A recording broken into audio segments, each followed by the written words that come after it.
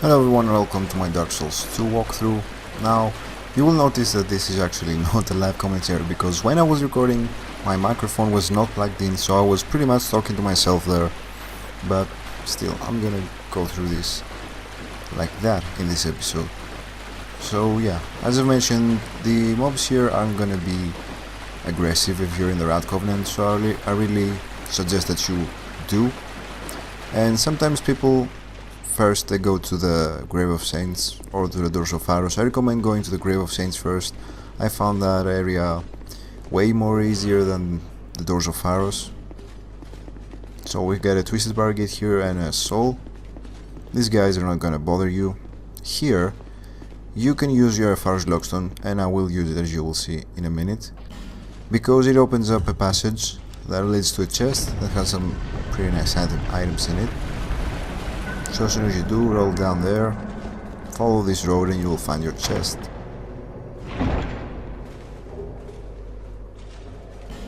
So in here we got a Faint Stone and one Trickling Titanite, so it is pretty much worth the Pharros Lockstone there. Now from here you just jump down and you're right where you were. Just push this guy. Here I'm trying to see if I can push him towards the waves, but I don't think you can do that. I've tried many times. Now this is actually a trap chest. You can be either poison or a crossbow trap. You can be sure. If it's a crossbow you want to dive behind the chest. If it's poison, just roll away. Now come here and claim your item. It's Titanite chunk and a petrified dragon bone. There are many contraptions around here, like in the Grave of Saints, but this is mostly for the Rat Covenant players, if you're PvPing and stuff. Anyway, here I'm gonna go and pick up two items that are in this area. I don't think this area has any more items, you can see them right there.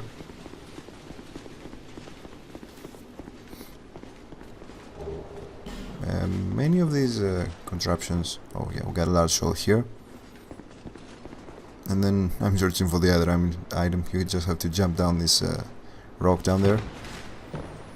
Anyway, many of these contraptions activate certain traps that will help you kill other players when you're in the Rat Covenant and you're PvPing. And each time you win, you will actually win a Pharros Lockstone. That's why there are so many contraptions here, because, well, if you PvP with a bunch of people, you'll get many Pharros Lockstones, and you can activate pretty much all of the traps in this area. There are many traps. All these monsters and stuff like that you see here, they will actually assist you in your fight. Anyway, if you want to get that item, you have to go all the way around. So we're gonna go ahead and climb up that ladder again, go through the Grim Warriors here, and on to the boss. Now Doors of Fire is a pretty small area, as you will see. Not much here, just a boss. It's another rat boss, like it was back in the Grave of Saints, but this one is much more harder. But if you know his moves, it's really easy to beat. And it's not even the boss that it's difficult to beat, it's his minions. You'll see in a minute what I'm talking about.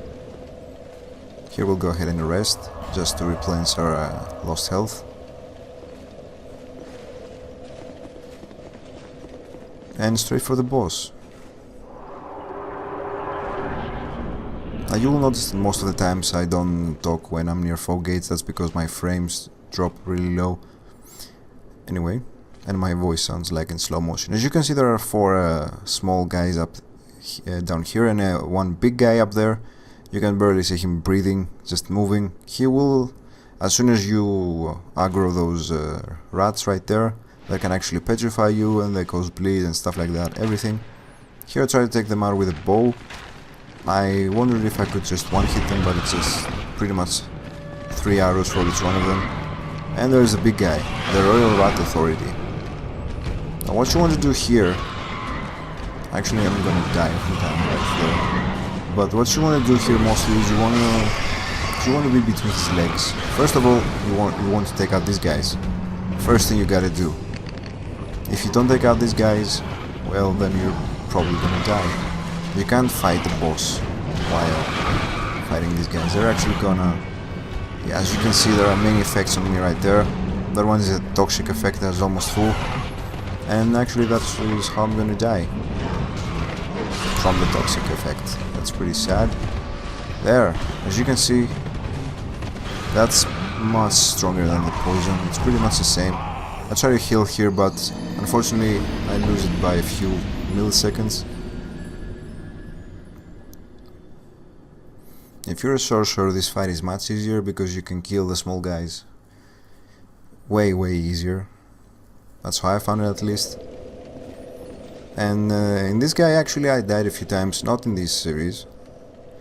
I died only once here, but when I was playing by myself in my first playthrough, I actually died a bunch of times because I didn't know his moveset and I didn't know what to do pretty much. But you'll see here, if you follow my guide right there, you'll see exactly how to beat this boss. He takes a lot of damage, he gives a lot of damage, but he also takes a lot of damage. Now first here I wanna reclaim my souls because I got like 30,000 souls there. No reason to lose all these souls. There we go. Going through the rats like a boss, as you can see here.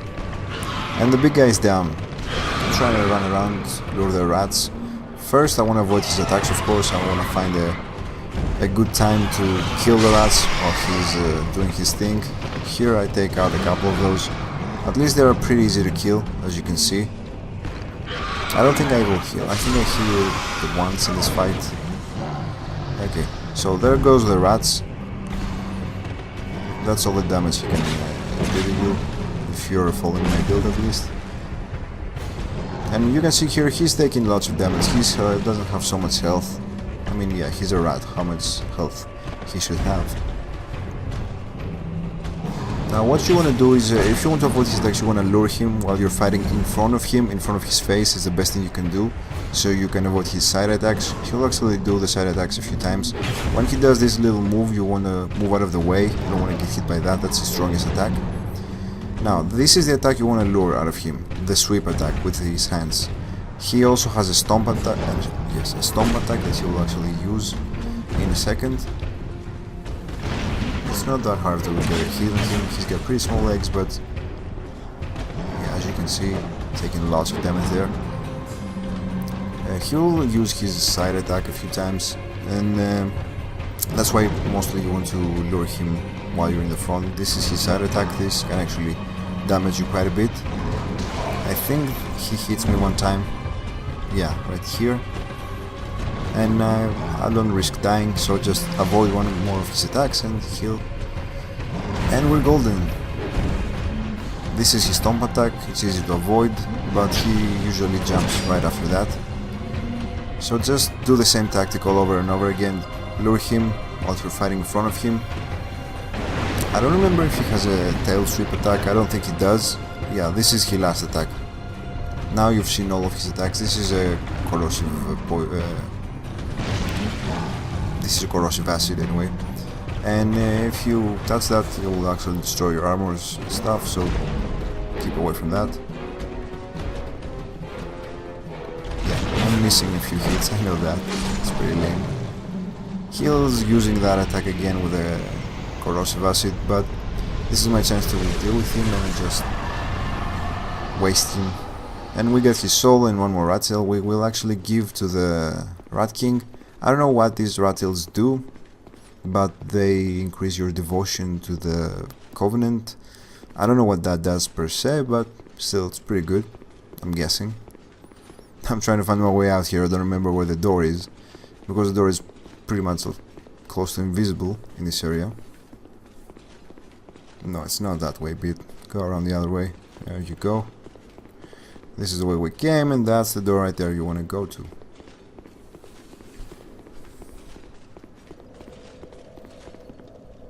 Now here you're back at the Rat King. Come on man, see the Rat King, there you go. Hey, we'll offer one more rat tail. So, our devotion to the Covenant has been deepened. I don't know what that is. And now you wanna go back that way? Yeah, jump. Jump down there. There you go.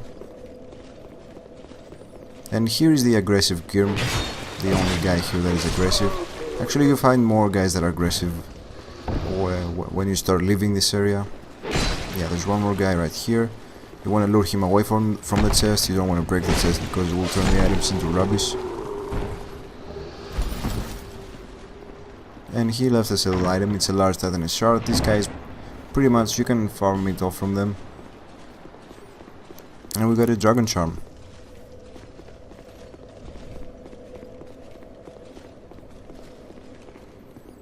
And here we meet our old friend Gavlan, next to a life gem. Yeah, thank you very much, just a life gem. And actually try to sell him some stuff, only the stuff I got 2 times because I want to keep all of the items at least once.